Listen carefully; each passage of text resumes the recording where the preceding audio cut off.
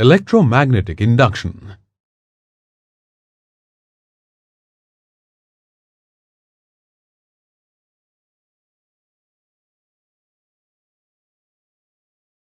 In this lesson, we shall learn about electromagnetic induction.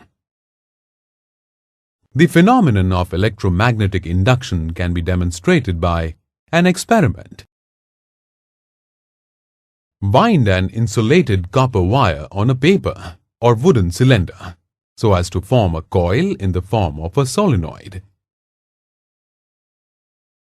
Connect the two ends of the coil to a galvanometer and place a magnet close to it. The reading of the galvanometer is 0 when the magnet is stationary. The pointer of the galvanometer deflects towards the right when the north pole of the magnet is moved towards the solenoid. The galvanometer shows 0 reading when the motion of the magnet stops. This proves that as long as the magnet keeps moving, current flows in the solenoid. If the magnet is moved away from the solenoid, current flows in opposite direction in the solenoid. Thus, the galvanometer deflects towards the left.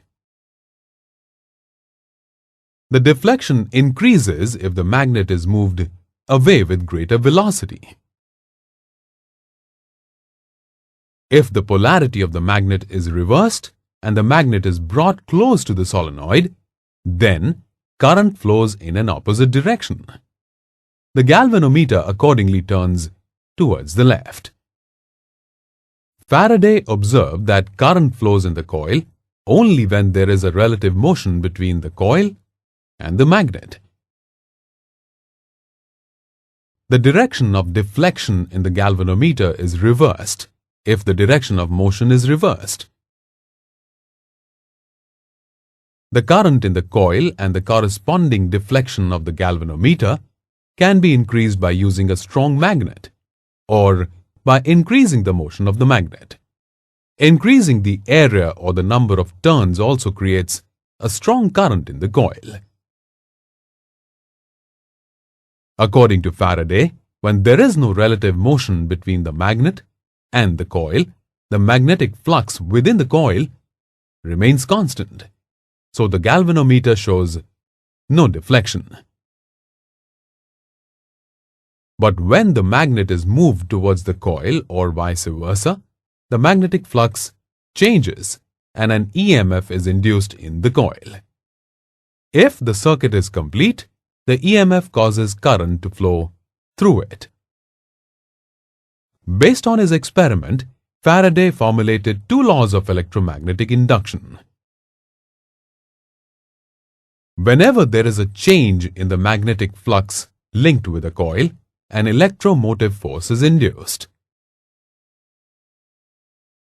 The magnitude of the induced EMF is directly proportional to the rate of change of the magnetic flux linked with the coil. The direction of the induced EMF depends on whether there is an increase or decrease in the magnetic flux. John Ambrose Fleming gave 2 rules to determine the direction of motion or the direction of induced current. While the left-hand rule is for electric motors, the right-hand rule is for generators. According to Fleming's right-hand rule, the thumb, forefinger, and middle finger of right hand are stretched perpendicular to each other. And if thumb represents the direction of movement of the conductor, forefinger represents the direction of the magnetic field, and the middle finger represents direction of the induced current. Lenz's law states that the direction of the induced EMF is such that it always tends to oppose the cause which produces it. Lenz's law obeys Newton's third law of motion, which states that to every action there is always an equal and opposite reaction. It also obeys the law of conservation of energy. It states that energy can neither be created nor destroyed.